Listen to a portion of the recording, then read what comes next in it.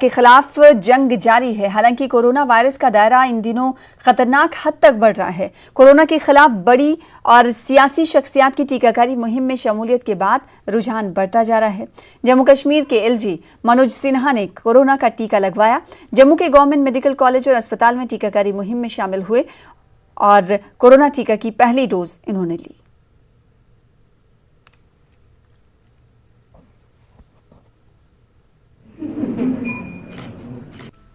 आज Jammu medical college में मैंने कोविशील्ड वैक्सीन लिया है कोरोना के लिए, और मुझे लगता है कि मुझे तो पता ही नहीं लगा कि वैक्सीन भी लगी है।